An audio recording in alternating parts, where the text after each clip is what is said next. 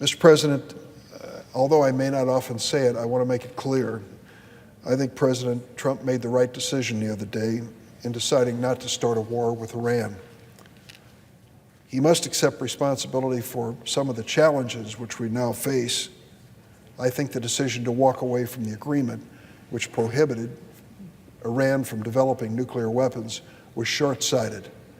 This agreement, international agreement, with international inspectors, was being followed by the Iranians, by every report that we received, and yet the president decided to walk away from it.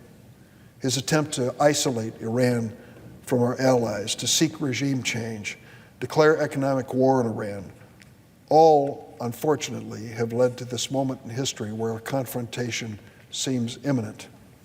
Many around the president here in Washington and abroad have been anxious for a conflict with Iran.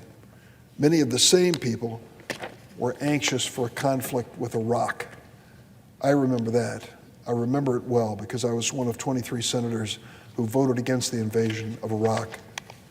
They're still there, engaged in a war some 17 years later, losing thousands of American lives, thousands more that have been injured, and spending trillions of dollars in taxpayers' money in a war without end in Iraq.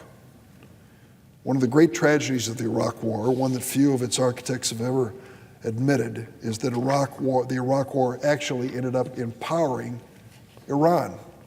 Today, the Iraqi government is actually something of an Iranian client state.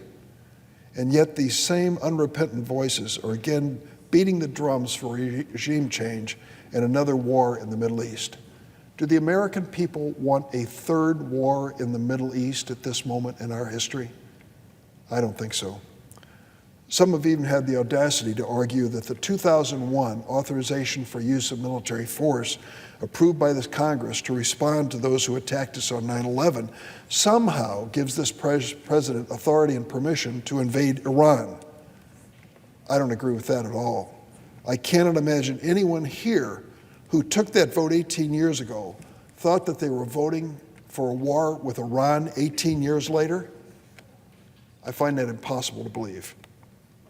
The Constitution is clear. Article 1, Section 8 says the power to declare war is the explicit power of the United States Congress, and it should be. No one should ever send our sons and daughters into war without the consent of the American people through their elected representatives. Our founding fathers were wise in making sure this awesome power did not rest with a king or queen-like figure, but with the people's elected representatives. I've made this same argument in the House and in the Senate during my career, regardless of who sat in the White House, a Republican or a Democrat. I was pleased to join recently with Senator Udall and others in legislation reaffirming no war with Iran without the consent of Congress. This bill is also now an amendment to the National Defense Authorization Act, and I sincerely hope that we will have a timely vote to make sure the President understands he cannot authorize the invasion or military force in Iran without the approval and permission of Congress. Some of the eerie, familiar statements and distortions used to sell the Iraq War are reappearing now.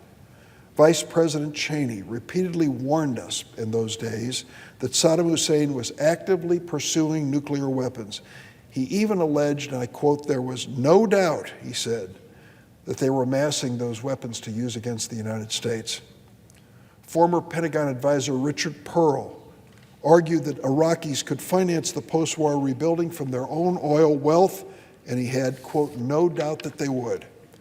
President Bush, who claimed, that's President George W. Bush, who claimed war was actually his last choice, provocatively tried to link al-Qaeda with Saddam Hussein, a dubious claim echoed by his then Secretary of Defense Donald Rumsfeld, and one some are even trying to brazenly use today. Secretary Rumsfeld even tried to claim war in Iraq would last, quote, 5 days or 5 weeks or 5 months, but it certainly wasn't going to last longer than that, said our Secretary of Defense. Deputy Secretary of Defense Paul Wolfowitz and Vice President Cheney said we would be welcomed in Iraq as liberators.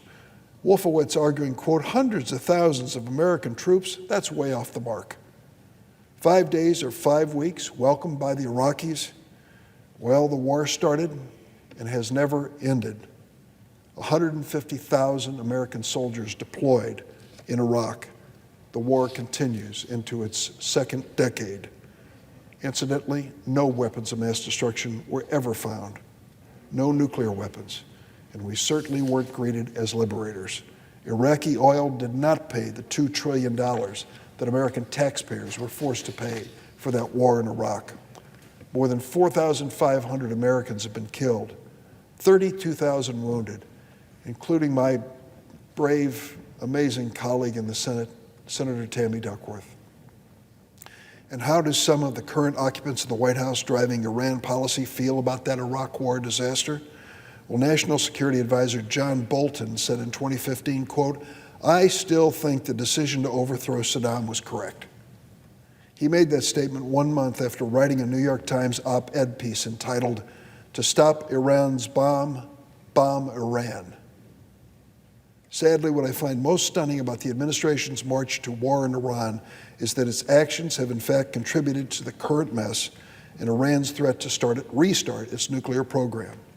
President Trump has been pursuing a policy impossible to follow, calling for regime change, trying to flatter and meet with the Iranian President Rouhani, trying to negotiate a better deal, threatening Iran militarily, tightening sanctions.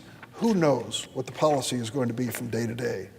The president impulsively withdrew from the nuclear agreement without first designing a credible way to get a better agreement.